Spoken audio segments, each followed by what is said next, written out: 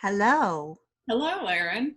this is Erin Chandler, and I'm here with Rabbit House Press at another author spotlight. And thank you all for joining us. Today, we are talking to Pamela Dae, the author of After the Race. Just a little bit about Rabbit House Press. We are an independent publishing company out of Versailles, Kentucky, and we pride ourselves in publishing stories, unique stories of memoir, fiction, poetry. We sort of run the gamut, but we're very proud of the books that we have, and we are very proud of this first fiction book that we have of Pamela's After the Race. Hi, Pamela. Hey, how are you, Erin? I'm good. How are you doing? Doing very well. Thank you so much for having me. Good. So you're calling from? I'm in Lexington, where I live and practice law. From Lexington, Kentucky. We have authors all over the world, but most of them are based in Kentucky. And so Pamela, let's start just by telling us the basic story of After the Race. I have several answers to that question. One of them is it's kind of Gone with the Wind with more sex and less war. There's a lot of sex in here, which I think people will really like. The women will really like that. And so, but it's a modern day story. And it is a modern day story. It is a young woman in college whose mother has her life all planned for her. And she is trying to decide whether to follow her mother's pathway or her own. Exactly. And that's why I thought that so many people are going to relate to this. Now, it's set in the 80s, which I love because I was in college in the 80s, and I know you were too. And it's filled with music. It's amazingly filled with like the music of the time, all of the different aspects of growing up in the 80s. It is set in Bloomington, Indiana, and Washington, D.C. Primarily, and a little bit in Atlanta. And a little bit in Atlanta. Yes. And it is about deciding whether to take your mother's path or your path. I think that story of a young woman on the brink of her life, and we're all raised with different influences. So whether it's a mother or a father or a family or a teenage group or whatever it is, some people have their idea of what your plan should be. And then you get to college and you start looking around and you have to decide, is this the way I want to go, or do I want to strike out on my own? And I've always thought, and you would be exactly in this time frame as well as me, that our generation of women had such a difficult time because this was a brand new world. We had the influence. Our mothers were sort of Eisenhower babies, Eisenhower moms, and then we had right before us a group of women's liberation fighters. And then, so we had these voices in our head, and then we had our mothers who were homemakers, and then we had our desires of our own. And maybe it was the first time women really got to go out and make a career choice of their own. And Alexandra Alt, your protagonist, tell us a little bit about her. Well, Alex is a young lady. She was raised by a Steel Magnolia Southern Belle who has hopes that Alexandra will finally fulfill her family's. That's Jane Ann. The character of the mother is wonderful. I love the way you wrote Jane Ann. I love the whole book, but Jane Ann, her mother has very specific ideas for Alexandra since she was born, and that is that she will become the first lady. So she doesn't want her to be president. She wants her to be the first lady. Right. And so, and then the journey takes us to Washington, D.C., which I thought was fascinating because Alexandra is a like a page? Is that what, is that? She's an intern. She's a An intern. college intern. The pages, as I recall, I worked in DC for a couple of years. As I recall, the pages were more high school, and then interns were college students. So Alexandra's an intern up there for a semester, for a summer between semesters. Now let's talk about you for a minute, because how much of Alexandra is in you, or how much of her is in you? Well, you know, Erin, that every character that we write has some of us. Yes. In the character. So I would say I'm in Alexandra, and I'm in Jane Ann, and I'm probably in Billy and Jake as well. Right. But Alexandra shared. Did she have the same experience, some of the same experiences that you did in DC? In common with me specifically, Alex went to DC as an intern and went to Indiana University, which I did as well. And what I thought was so fascinating was getting to know, because I come from a political family as well, and it was really interesting to see how the young people are really sort of running the show up there. And it was really interesting to read about Alexandra and the people that come in, the congressman that she's helping, and how, you know, what she's doing for him, and just the whole dynamics of the people there. Did you have the kind of experience that we read about? I did. I was a press secretary in Congress, so I wrote speeches and I did newsletters, and so that's where I got that experience to write about Alex from. It was my time. You know, there were no fax machines at that point. There was no Zoom. There was no internet. So we were relying on different forms of technology at that point. It was, we had a machine that was kind of like, remember those old machines that would make copies at the school, that they came out in blue and they smelled really strong? Mm-hmm. It was called a quip machine, and that's how we got the daily newspaper. Oh my gosh. Oh my gosh. Now, what was your major that made you go this way? Well, I have 2 BAs, one in English literature and one in journalism. So did you go with the hopes of being a journalist? Or well, were you a journalist? I've been a journalist. I've been a television journalist part-time as I was practicing law. I thought about being a journalist, but my focus was on public relations. So what made you pick up and go to DC? Is your family in politics? No, they're not. It was. Your father's a lawyer. My father's a lawyer, and he had been involved in a national organization that had their headquarters in DC. And he was a friend of our sitting congressman at the time. And I didn't have a job in the summer, and my dad picked up the phone and said, "Do you need an intern?" And boom, the next thing you know, I was on a plane and living at George Washington University for the summer. And what a heady experience to be around all of that. Let me ask you, I've been in this pandemic time, the things that we watch, the different things we watch, I have been watching The West Wing almost every night because I didn't see the time. How similar is that, you know, energy to what really happened? Well, I wasn't in the White House. Uh-huh. I would have loved to have been in the White House. But it was, I can remember vividly coming off the Capitol Hill subway station, and you ride up this big escalator from the darkness into the light, and you walk out, and there are the 3 House buildings and the Capitol in front of you, and all of a sudden you're in, you know, sunlight and daylight, and you feel like your pulse immediately picks up, and you're in the center of what is important.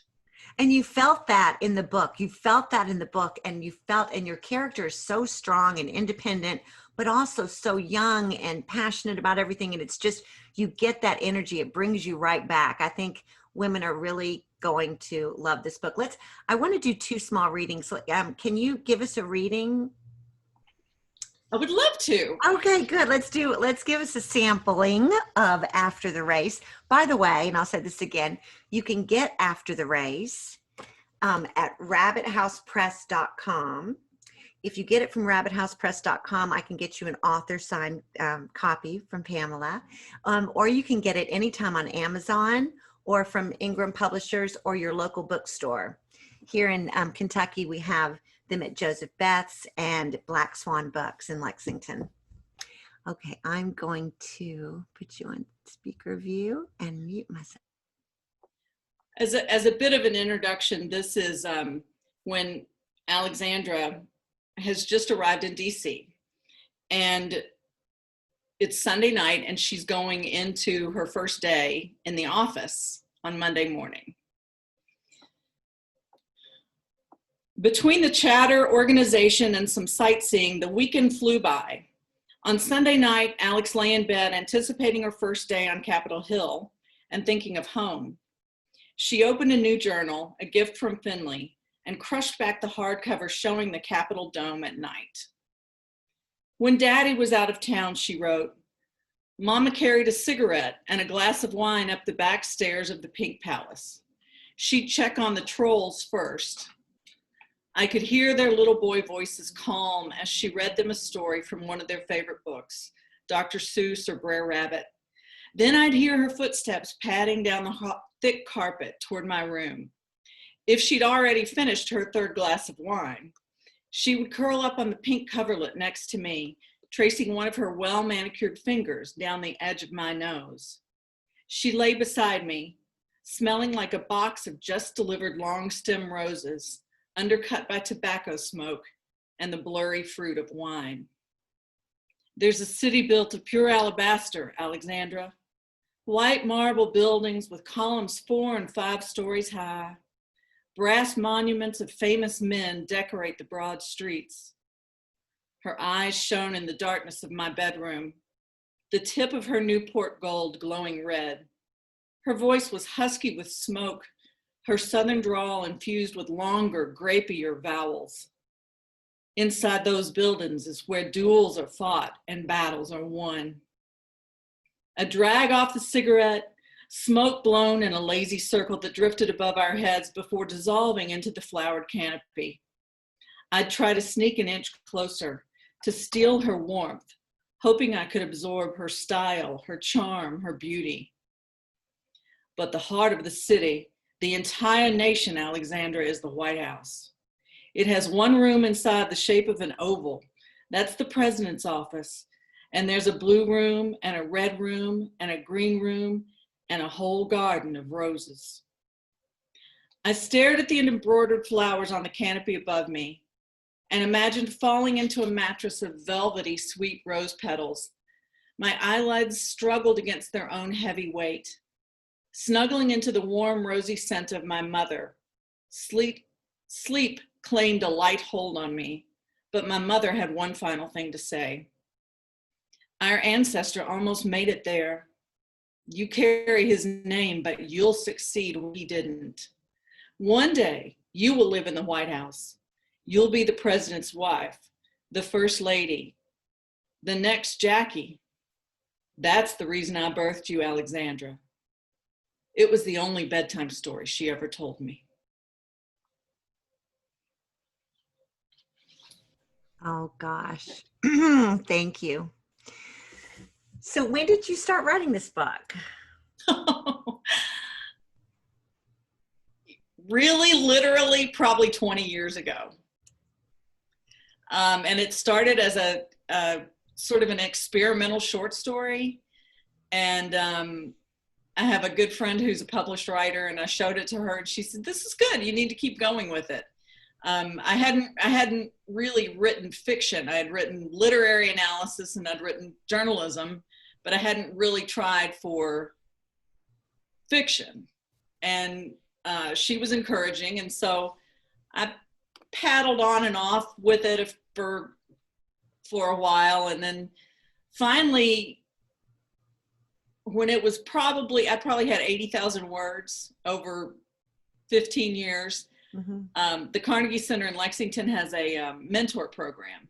And I made an appointment with a mentor, and I said, okay, here are 3 chapters. I just want you to read them and tell me it's terrible so I can throw it out, and then I can move on and do something else.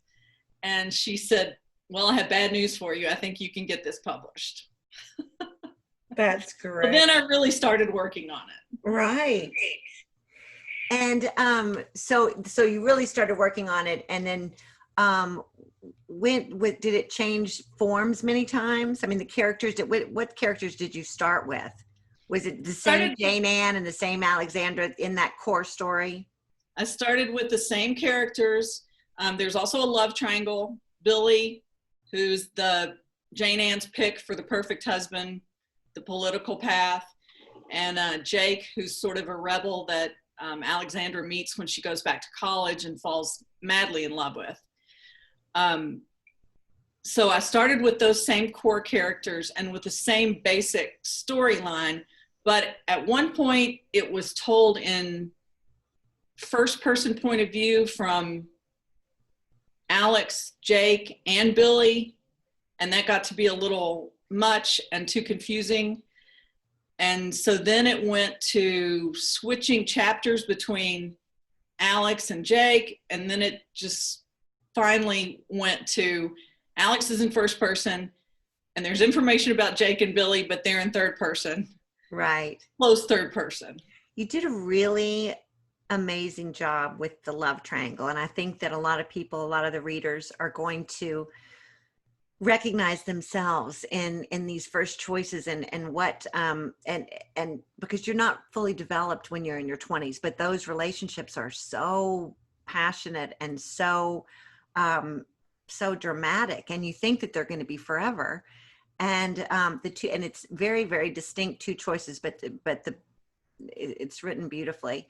Now Jake is the one that she falls in love with in Bloomington, Indiana, and he is just a sexy good old boy that they just get on perfectly, and she meets him right before she goes to DC, right? Or is it on vacation? She meets him right before she goes to DC. They have an encounter, a very significant magnetic encounter. Picture Romeo and Juliet at the ball. Right. And then she goes to DC. They don't exchange numbers. They don't talk. Other than just, they have this dance and they're both changed by it. Mm-hmm. Then she goes to DC and she meets Billy, who walks in the door, and he is just everything. And he's charming, and he's handsome, and he's funny, and he's witty, and he's smart, and all these great things. And she likes him. Yeah, she does like him. And what's not to like? Right. Except for, you just very, very casually drop in little hints to little things not to like, and you're like, oh, that's not to like, and that's not really to like either.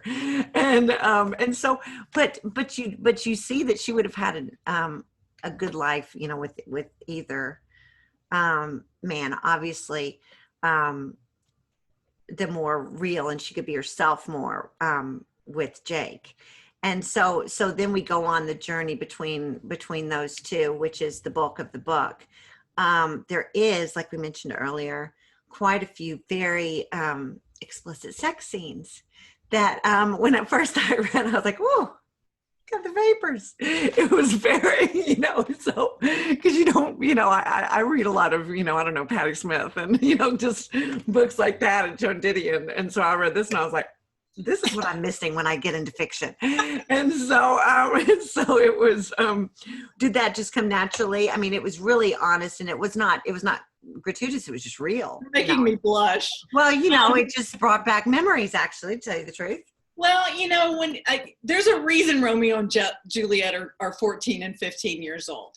And I think this was written sort of in the wake of the fury over 50 Shades of Grey, which I don't know if you've read or not, but I haven't. But I know that the sex thing was what sold that book, frankly, from what I know about it. Mm-hmm. And so I just I really tried to touch base with that part of the story thinking, well, maybe this will help it sell.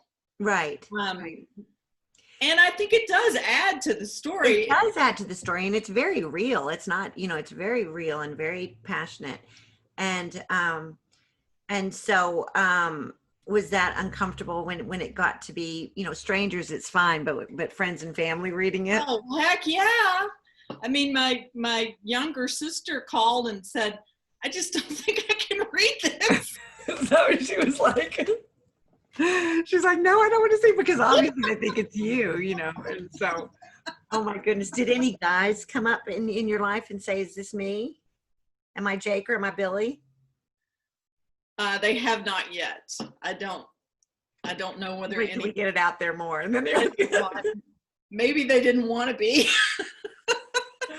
Oh my gosh.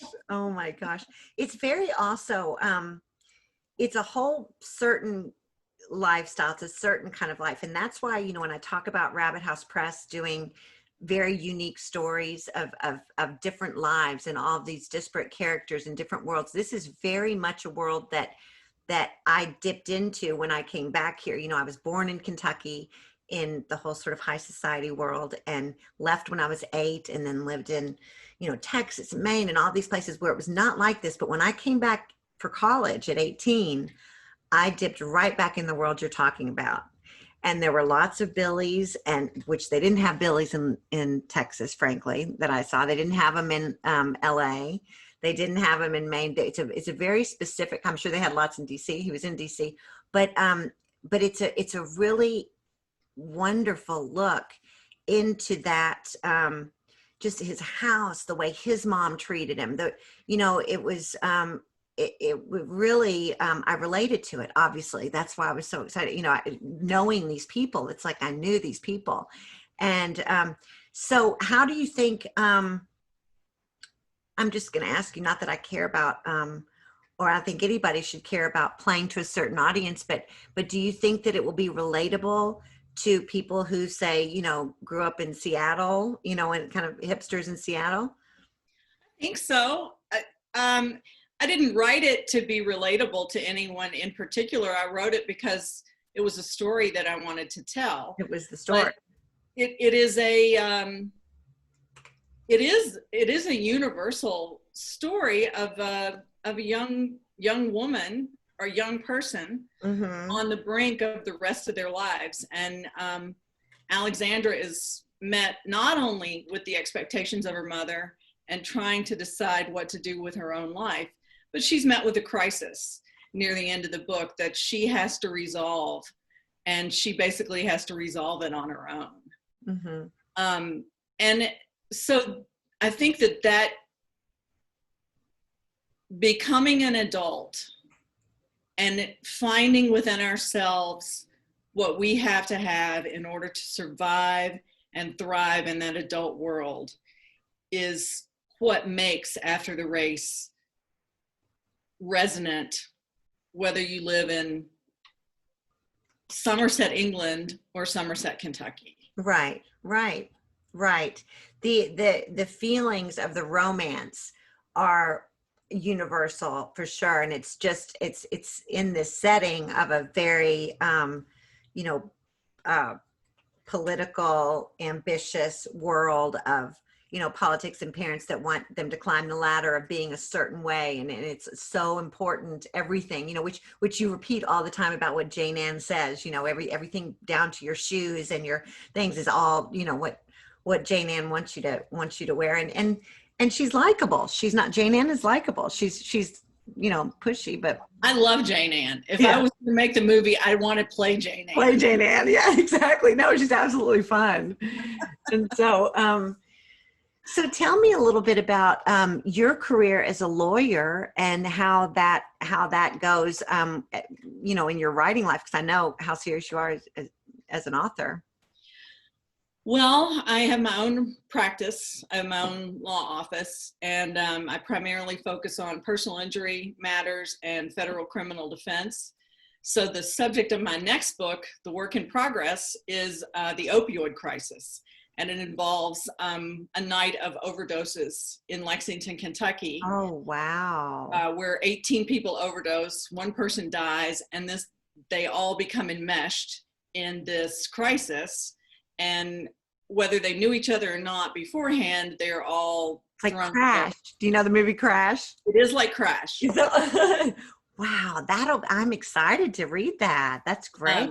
Right now, its working title is Rush, and it's got a female prosecutor who's married to the oldest son of a thoroughbred family, a very wealthy thoroughbred family, and he's one of the overdosers. And she's the prosecutor, and there's also a very politically ambitious U.S. attorney, a college-educated drug dealer, and a very interesting. Yeah, it's an interesting work, but you just have to make time for it. I try to take classes every week, writing classes. I have a writing group that we share information with. Theoretically, I write every day, which is not I really do better if I just set aside a 4 or 5 hour block of time. And I heard somebody say something really that I totally agreed with the other day. When you say you want to write for 4 hours, and it was Patton Oswalt, it was that documentary about his wife, Michelle, who wrote I'll Be Gone in the Dark, about the Golden State Killer. I haven't seen it, but he said she would say, I need to write for 4 hours. And what that really meant was she needed to write for 1 hour, but she had to take those other 3 hours to get there. Absolutely. Absolutely. And I write best in the mornings. And I just need, before anything is in my head, all of the busyness, and then I can do other things and edit and do other kind of work later in the day. But you absolutely need a room of your own. Like Virginia Woolf says. And so but you have a busy life doing both. So I really look forward to that next book. That sounds really interesting. Thank you. Knock on wood, it gets finished at some point. Yeah, eventually. The COVID has kind of knocked a lot of creativity out of me. This was unfortunate because this, as we know, we were headed to the American, the AWP, and Rabbit House Press was going to have a big thing, and we were all going there, and you were going to do a reading, and we had a big party planned, and so now sort of the book release is kind of like a puttering out of release. But what's good about this new author spotlight that we're doing is that I think we will reach more people eventually. I mean, the good news about this pandemic is that now we're forced to do things on the internet which reach everybody, so here's hoping lots of people go out and get After the Race with Pamela Dae, and by Pamela Dae. Would you do another reading for us? Sure, I would love to. I thought I would hit that crisis that we referred to a little bit earlier. Okay. If that's okay with you? Absolutely. Yes, absolutely. Okay. Let me put it back on. So this is about 3/4 of the way through the book, and Alex has come to a realization.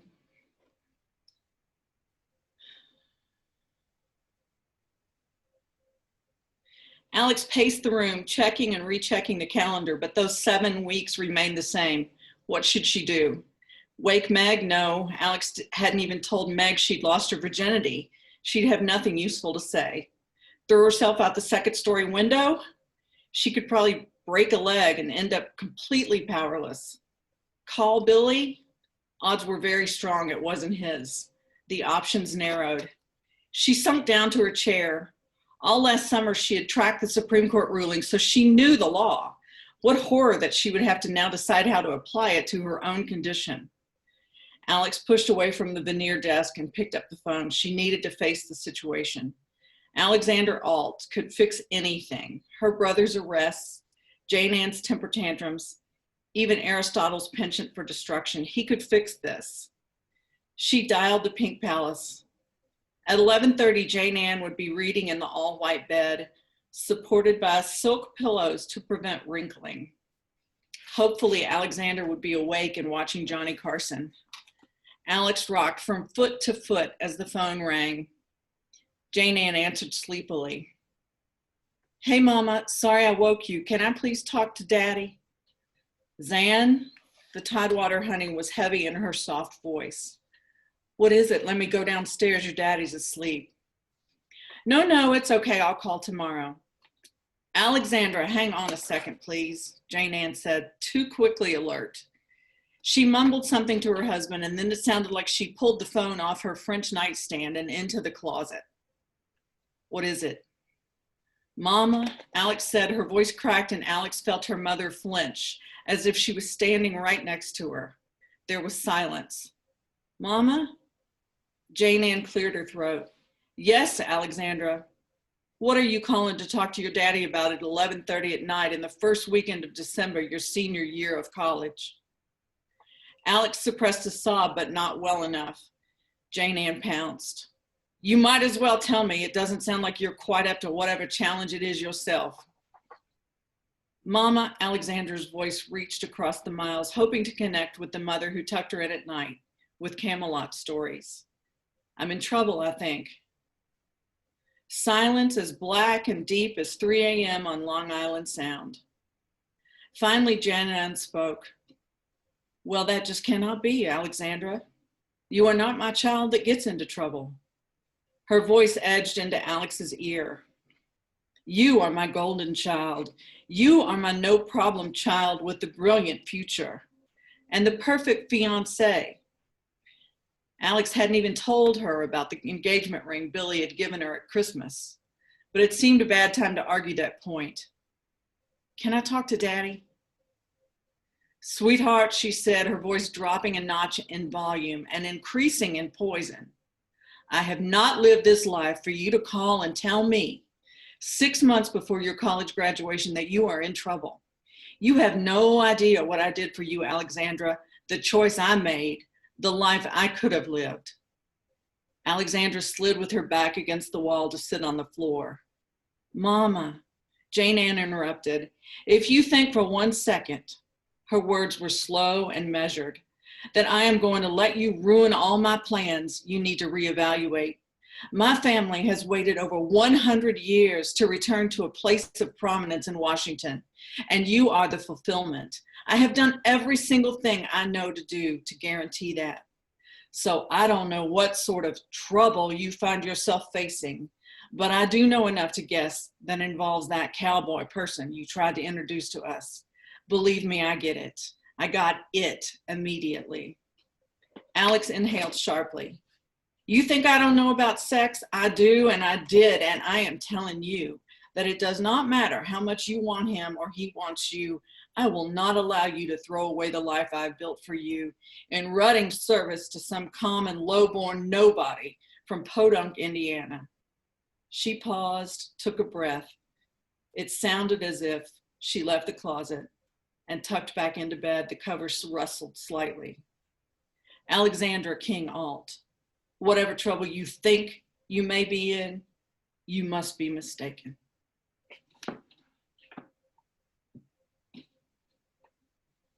Well,